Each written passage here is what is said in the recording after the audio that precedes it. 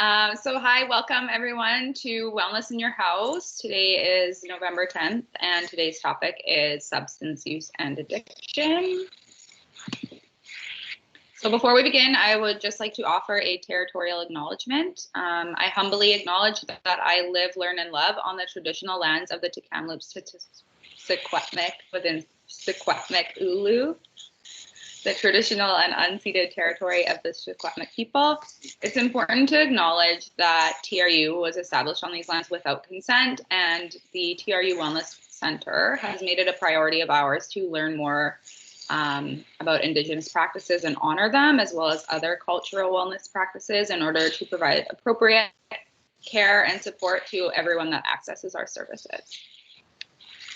If anyone is calling in from an outside territory that is outside of Kamloops, do you want to acknowledge? Okay, we'll move along. So today's team consists of me. Hi, I'm Jessica. My pronouns are she, her. I am a student wellness ambassador team leader for the TRU Wellness Center. And this is just a brief agenda of what we're going to be covering today. So we're going to be discussing what addiction is for real, breaking through some of the stigmas around what people think it might be and what it's not. Some of the risk factors and warning signs. We're going to talk about substance use in student life. We're going to talk about what to do if you're struggling, how you can get help for yourself, how you can support someone you care about, how you can support your community.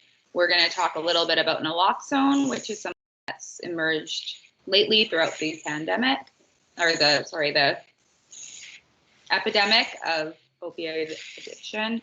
We're going to talk about some helpful resources within our community, and then we're going to wrap up together what we impact. And if anyone has any questions, obviously feel free to ask any questions in the chat at any time. We will have like an additional little question period at the end. So, and also just a heads up too that we all come from different experiences and walks of life, and so some of the content that we're discussing today, it's pertaining to substance use and addiction. And sometimes that can be a bit of a sensitive space for people depending on what they've experienced in life. So if you yourself find that you're in any way activated or triggered by this content that we're going to unpack together today, then please stick around. We can chat about it a bit more at the end, or you can reach out to one of the resources below if you feel like it's better for you and yourself to hop off. No worries, and make sure that you get some support for yourself, and we can be some of that for you. So we're in this together. Okay, so what addiction is for real? So there's a lot of myths that circulate around society about addiction and substance use. And so addiction is, there's a genetic familial element to addiction. So oftentimes we see that if somebody struggles with addiction or with substance use, then there's typically a family history of it somewhere along the lines. It's kind of like an allergy. And what I mean by that is you have to substances, you have a response that's a kind of like an allergy. You respond a little differently than some other people might. So it can be characterized kind of as like a mental obsession of the mind and physical craving of the body is how I like to describe it and relate it to an allergy that way. It helps people sometimes kind of understand. So sometimes, depending on the substance, there can be a physical dependency, in which case when someone's not using the substance, they will experience withdrawal symptoms, which can be quite debilitating and scary and can be a serious health concern. So it's important in those situations to get some help. It can be a coping mechanism. Sometimes when we experience certain things, we need something outside of ourselves, we feel, and sometimes people turn to substances. It's very real reality for a lot of people. And it's a serious mental and physical health disorder, and it's something that can be totally treated. There's a lot of hope and help available for substance use and addiction. Now, chipping through some of those myths and stereotypes, it's not a choice or a moral failing. People do not choose to become addicted to a substance. You may choose to use a substance, but when it starts to get out of hand, obviously that's not something that you have chosen. It's not a moral failing either. And by that, I mean someone that struggles with substance use. It's not because of the kind of person they are. It can affect literally anyone, any age, race, sexual orientation, political view type, gender, anything can affect anyone. It's not a phase or something that someone will grow out of. It is not an automatic death sentence, so there is help, like I had mentioned, and you are not doomed. There's plenty of things we can do to help. It's not what defines a person. So there's a lot of times people refer to someone as an addict, or some other, terms that you might hear that are a little bit derogatory. We're going to talk a little bit about moving away from those terms later on. And it's not something that can be conquered alone through willpower, right? So it's not, someone is struggling with substance use, it's not because they're weak and they don't have the willpower to break through those times. It's different than that, right? And it's oftentimes, or all of the time usually, something that people need help to work through. Okay, so some of the risk factors and warning signs. So risk factors, like I mentioned, include a family history of alcohol or drug use or addiction, experiencing or witnessing abuse of any kind, major and sudden life changes, comorbid mental health challenges or symptoms that someone may be experiencing, social isolation, disconnected from your community or your friends or sports, chronic and persistent stress, and grief and loss. And so these are all things that can kind of steer someone towards finding something to cope with these challenges. And oftentimes that can be a substance. And when we are relying on a substance to cope with things, sometimes we get into a pattern and a little bit of a cycle, and it can get a little bit out of hand sometimes. And that's where we see addiction kind of emerging. So warning signs that you might recognize in yourself or someone else that you care about that may be struggling with substance use or addiction. An inability to stay within their limits while using. So you might set out for a drink or two out in a casual setting, and all of a sudden it's completely out of control and they're ordering multiple drinks, or they've ordered a couple drinks and now it's leading to another substance and progressing from there when that wasn't the original plan. Experimenting frequently, so trying multiple different substances often or in the same period of time. Increased use, and by that I mean time and the amount. So they might be using more of a substance more frequently. If they had originally, been someone who casually has a substance every so often, and all of a sudden it's becoming like a weekly thing or a daily thing, that's definitely a red flag for sure. Sudden marked changes in behavior or personality, if they're behaving really differently, including social withdrawal. They don't want to be around anybody. They don't want to talk to anybody at all. Unstable moods, which kind of relates to the changes in personality and behavior. They're kind of a little bit all over the place emotionally with their emotional regulation, or any expressions of suicidal ideation, depression.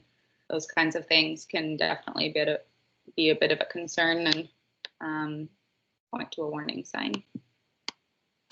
Okay, so my picture is a little wonky here. Student life and substance use. So in 2019, TRU participated in the NCHA, which is a National Canadian Health Analysis. I hope I got that right.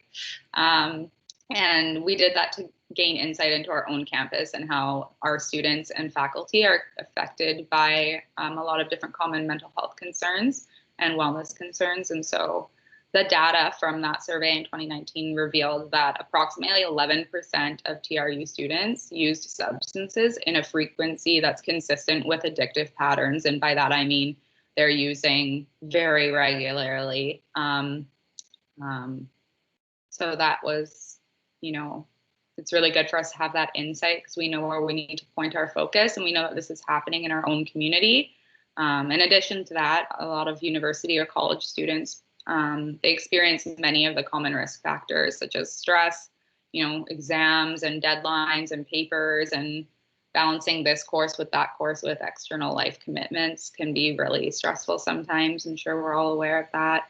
Major life changes, often different points along our educational trajectory, things change, right? Whether we just entered university and all of a sudden we're in a completely different context in our lives, or we're about to graduate, or, you know, we might at some point decide we're going to switch programs, and those are major life changes, right? And social isolation, especially during this pandemic, right? We, you know, some of us might be away from our families. A lot of us are away from our family and friends more often than we were before everything started going on. So those are all things that are, you know, really commonly experienced by university students, and especially right now. And yeah, the NCHA found that over half of our student population confirm having at least one or more risk factor on a regular basis. So what if I'm struggling? So if you're wondering at this point, you know, I might relate to some of these things that have been talked about so far, please know there's nothing wrong with you, and that there are many different options available for people who might want help with substance use. Oftentimes when people are using a substance, and it starts to become concerning, people can kind of feel like they have to live a double life and hide things, or they become ashamed of things, and this leads to a really pervasive pattern of guilt and secrecy and shame.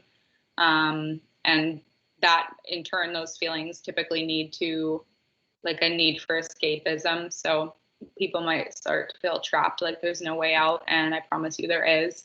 And a good place to start with that is being honest with somebody that you trust or care about, or reaching out to one of the support services that are outlined in this presentation. That kind of allows some hope to come in a different perspective, and that can often be like the first starting point of what we really need when we're struggling. Also, please know you're not a lost cause, and that you are worthy of a life full of health, freedom, and happiness. And so these are some resources available on our TRU campus and externally here in Kamloops, where you can get some help for concerns pertinent to substance use or addiction. So we have obviously the TRU Wellness Center. We're always here for you. Counseling services, the TRU Medical Clinic, multi-faith chaplain services can be a really great place to talk to people sometimes. Sexualized violence prevention and response, if you know if you've experienced something or witnessed something and you find that substances are kind of helping you cope through that right now, we really acknowledge that, and we encourage you to reach out there too. And I wasn't unfortunately able to find any contact for House 5, which is our Indigenous resource on campus, but I will be looking into that further and can hopefully find a way to attach that contact information to this somehow. Or I don't know, Chelsea, if you have it on hand, if you maybe want to post like their email or phone number in the chat. I don't know if you I'll do that. Yeah, I'll do that for sure, Jessica. I'll just post a couple of the emails for Vernie, who's the coordinator, in the chat. Awesome, thank you. And then community resources, we have Here to Talk, which is new, which is really cool. It's a 24-hour chat line for students, and it was developed by some students, including one of our own ambassadors was on the panel and creating this resource. So that's really cool. We have the Interior Crisis Line, and you don't have to be in crisis to contact them either. You can contact them if you just need somebody to talk to at any time. Mental health and substance use, that can usually be a starting point for a variety of different like relapse prevention programs, or if you feel like you might want to access treatment or get more information on treatment. That's a really great place to start. The Phoenix Detox Center, and then we have Narcotics Anonymous 24-hour line and Alcoholics Anonymous 24-hour line. Those are both for the Kamloops area. And if you are outside of the Kamloops area and you're wondering what resources are available, please reach out to the TRU Wellness Center. We have a plethora of resources all over the place. And if not, if we don't have it, we can help you get connected to one too. So, okay, so how can I support a loved one? So if you're watching this presentation, you're kind of thinking about somebody, they're coming to mind, and you're, you know, feeling really concerned for them and their use. Again, like just allowing someone to feel seen and heard without judgment is a really powerful healing experience. And if someone discloses to you that they're struggling with substance use, that is that break in the cycle, right? So that's a really encouraging step, and it's really important when you're offering support to someone else that you get some for yourself too. So again, a lot of the different resources that were just outlined on the previous slide are available for you as well. End of this presentation, I should note there is a slide that's got all of the different resources. If anyone wants to like snap a little pic of it so that they have that handy, it's really good to have those numbers on hand because you just never know. Some additional resources, there is, in addition to like Alcoholics Anonymous and Narcotics Anonymous, in Kamloops there is Al-Anon and Nar-Anon as well, which is specifically for supports of those who struggle with substance use. Okay, so supporting the community, some helpful ways that you can contribute to supporting your community and substance use activity that goes on.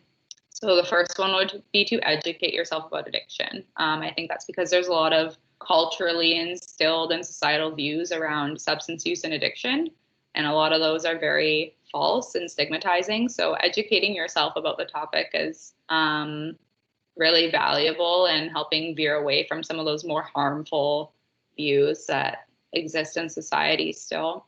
Being open-minded and practicing non-judgment, whether that be to your own loved ones or to the greater community.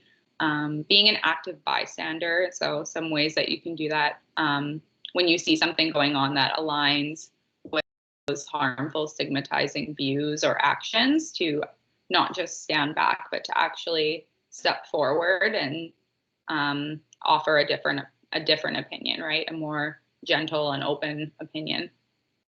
Taking action, right? Stay familiar with the resources that are available in the community. That's really important because you just never know when the opportunity will present, right? If somebody discloses to you saying, you know, I'm kind of concerned about myself or somebody I care about, having those numbers on hand or knowing what's out there is really valuable. Yeah, and helping curbing the stigmatizing comments and attitudes. So some of those may include things I'm sure we've all heard, like typically there's a negative connotation that comes with someone being an addict, and that's because common terms that correlate with the term addict include things like junkie, which are, you know, really harmful and cast a lot of shame. So we really want to open that up and step away from that and instead replace our language, because language matters, right? And say things like, this person who has some substance use concerns or challenges with substance use is a little bit more neutral. Knowing the signs of an overdose and calling 911 if you suspect that someone is overdosing. So we're going to talk about this as well as completing naloxone training and carrying naloxone with you. We're going to talk about those more on the next slide.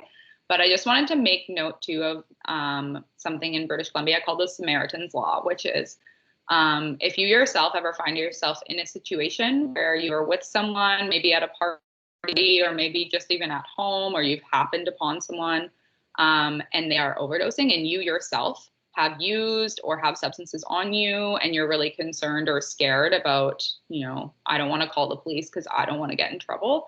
There is actually a law in British Columbia that if you call 911 for someone who is overdosing, you will not be charged or prosecuted in any way. So that's really helpful to know. And okay, so a bit about naloxone here. So Towards the Heart. Toward the Heart is an initiative that's funded by the British Columbia Centre for Disease and Disease Control. They have a harm reduction program that's been really stepping up to the plate throughout this epidemic and providing training and certification for naloxone administration. Naloxone administration training is super quick, super easy. It takes about 10 minutes to complete, and training can be completed anonymously too. So that means when you go in for training, you don't have to give your like personal deets right down to the T there. Usually just like a basic anonymous demographic information is collected. And it also comes with a free naloxone kit. And if you use your kit or your kit expires, you can return to an naloxone administration site and they'll replace or refill your kit for you with no questions asked, which is really nice. The TRU Wellness Center is a proud partner of Toward the Heart. We usually do a naloxone administrating training and provide kits at our center, but being that campus is closed, we really recommend visiting one of our sister sites to complete your training safely. And on the Toward the Heart website, just to provide a reference for it, there is a little bit of a video about addiction and stigmatization. That's just a short little clip. So we were going to show that today. So Chelsea, I'm just wondering if you wanted to pull it up. I don't know if, do I stop sharing my screen and you start sharing yours, or? Yeah, that works, Jessica. If you stop sharing yours, I'll share mine. I've got it queued up here. So, okay. And where is it?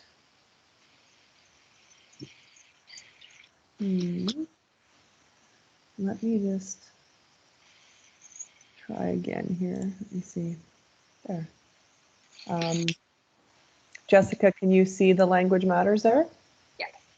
Okay, perfect. So I'm just going to press play.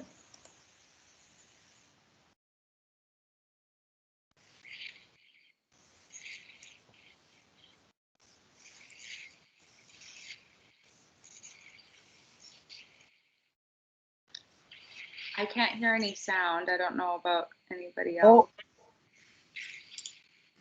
sorry, Jessica, you can't hear the video? Yeah, I don't know if anybody else can hear it. If people maybe just want to like let me know in the chat if you can hear the video. I can't hear it at all, Jessica, either. Okay, let me try. I'm going to unplug my headphones. Okay, can people hear me? Yeah. Okay, so I'm wondering if, let me turn up my volume here and see if I play it. I'm going to start again. And then let me know if, apologies, people. Oops. Yeah. You could hear that? Yeah. Okay, sorry, maybe because my headphones were on. Let's start again. Sorry, everybody.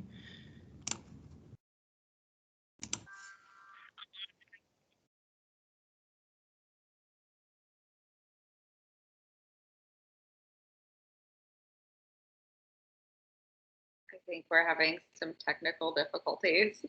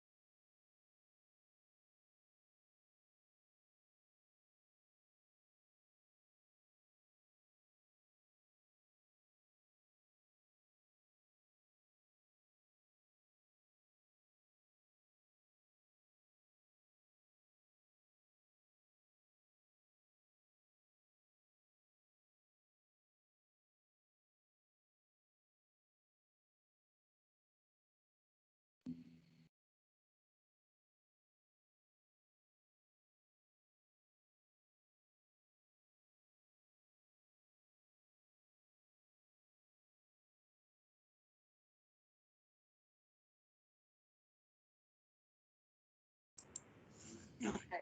So I'm not sure if the sound played for everybody else that time.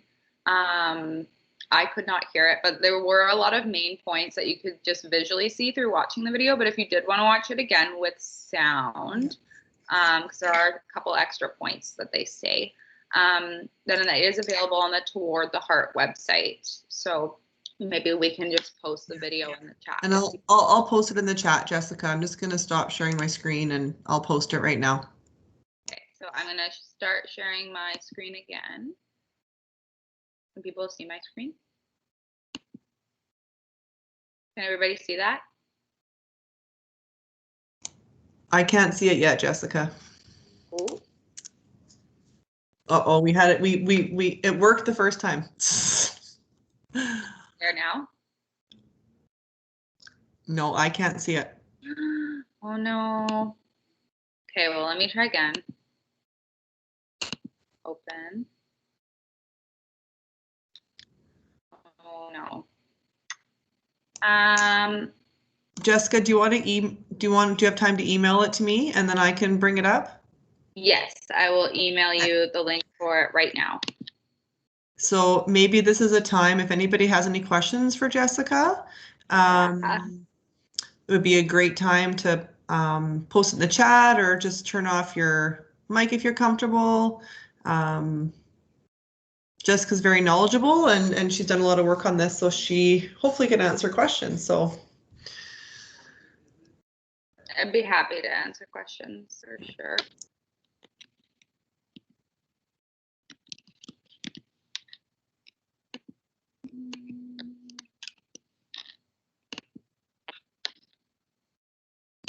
I'm just waiting for the email to come through, Jessica. But what I thought, I'm just going to turn on my camera for a sec. What I just thought I would also do is let me see if it's going to work. Oh, no. What I'm going to do, too, is just let you know next week on Wednesday, November 18th, the Wellness Center is hosting our annual Movies for Mental Health event. It starts at 5 p.m., goes to about 6:30, maybe 7. And the theme this year is that connection and link between mental health and substance use. And so how that event looks is we actually have a group called Art with Impact that comes in and they kind of facilitate for us, and they use short movies that have been submitted by like people from around the world. And they have a what's called the Olive Film kind of competition each month, and they have a collection, and so they show these short films as kind of a vehicle to talk about mental health and the stigmas, to reduce stigma. Well, here we go, as well as to increase people's literacy. But in terms of what Jessica mentioned at the beginning, we're still in a provincial health state of emergency with regards to unintentional deaths due to opioid overdoses. But we really thought it was important to link the substance use and mental health connection. So I'm going to pull up Jessica's presentation here, and then what I'll do is while she continues, I'll post in the chat the link to register for the event if you're interested next week. It's free. It's going to be on Big Blue Button, and hopefully you can come. So thank you. Let me post this for you, Jessica.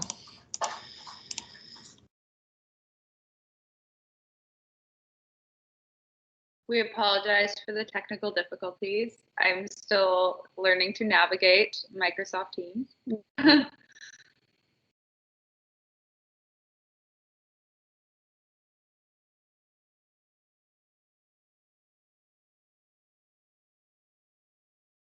I think I have it here, Jessica. I'm just going to see what happens when there. Can you see your presentation, Jessica? Yes. Okay, and let me just go to the slide and you just tell me when to over here, right? So here we are. So this is the slide that if anyone wanted to just snap a picture of this slide really quick. Oh, Chelsea, it moved away from the. So I need to get the Movies for Mental Health link. Well, okay, maybe I'll wait to do that. Sorry, Jessica. Go back. There we go. Sorry about that. That's okay. Thank you.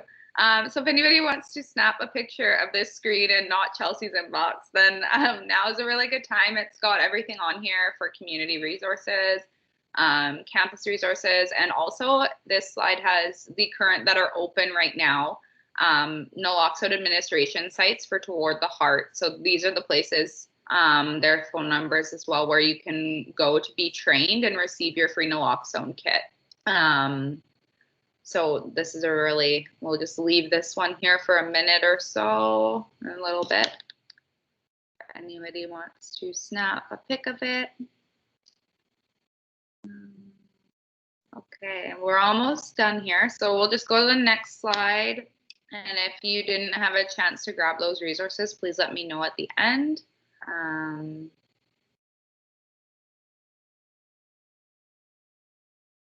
If we could just go to the next slide, please, Chelsea. Thank you. So we're just gonna, we unpacked some stuff today about stigma and addiction and substance use, and I know that can bring up some stuff for some people, and you know, we all know someone who knows someone who knows someone, and sometimes if we ourselves have like some struggles or concerns happening, sometimes when we watch stuff like this, it can really bring up some things. So if that's you, or if you have someone in your life that it's brought some stuff up for you, I just threw this. This is one of my very favorite quotes when it comes to recovery from addiction, and it's this quote is really close to my heart, and I thought it was appropriate because it's actually a quote from a veteran, and tomorrow is Remembrance Day, so just honoring his words here, that no matter how much it hurts, how dark it gets, or how hard you fall, you're never out of the fight. So I just want to really thank everybody for tuning in today, and if you have any questions or if this has brought in anything up for you, please, stick around and let's chat more, or shoot an email to one of the resources I listed in this presentation. Just really, taking some time to make sure that we all do something for ourselves today. So I know for myself, I'm probably going to go for a nice walk in the fresh air today. I did hear that the Christmas drinks are back to Starbucks, so I might even pop in there and get myself something tasty.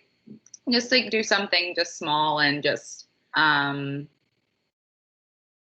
of wrap up everything that's come up during this presentation, if that's the case for you. So I really, thank you for tuning in, and that concludes the presentation. If anybody has any thoughts or things they'd like to share, or questions or comments. I'm just going to Jessica, if people want to think, and then feel free to have a conversation. I'm just going to post in the chat the movies for mental health, but I'm going to stop sharing my screen so you don't have to see all my messages as I search for the link. So I'll be posting that in just 1 minute here.